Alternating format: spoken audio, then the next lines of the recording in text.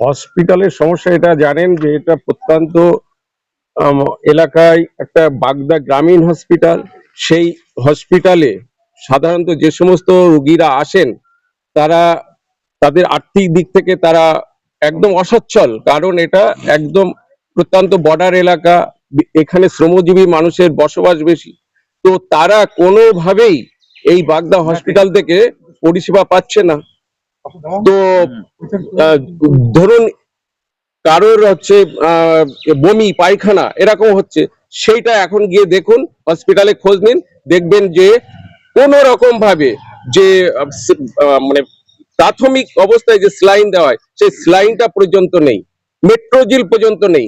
এই আমার এক দাদা এসছে, দেখুন ওনার পায়ে কামড়েছে বিড়ালে, উনি এখানে কোনো ভ্যাকসিন পাননি।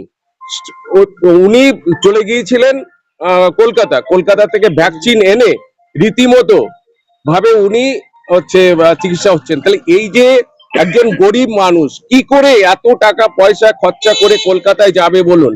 তা আমাদের যিনি স্বাস্থ্যমন্ত্রী, তার কাছে আমার বিশেষ করে আপনাদের মাধ্যম দিয়ে বলতে চাই যে এই যে স্বাস্থ্যমন্ত্রী, অপদার্থ স্বাস্থ্যমন্ত্রী, সে কোন রকম ভাবে পরিষেবা দিচ্ছে না, কোন রকম ভাবে তার পরিষেবা নেই, কিছু নেই।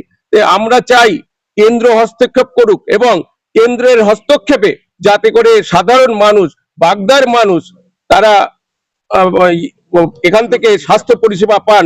তার জন্য আপনাদের মাধ্যমকে বলবো আপনারা আমাদের বার্তাটা একটু উপরের স্তরে জানিয়ে দেবেন। এছাড়া আমার কিছু বলার নেই, কারণ এখানে কিছুই নেই। এই দাদার দাদার কাছে আমার নাম গণেশ চন্দ্র বিশ্বাস, বাগদা সাধারণ একজন গ্রামবাসী মাত্র।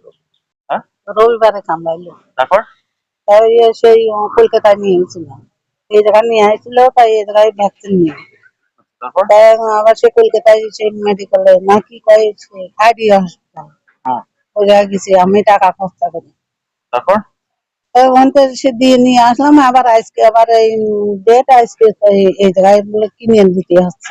কত পড়লো দাম? 350। আগের দিন লাগেনি? না, আগের দিন ভাড়া কত লেগেছিল? ভাড়া লাগছে 1500 টাকা আসা যায়। আজকে দিলেন ভ্যাকসিন? হ্যাঁ, দেবো।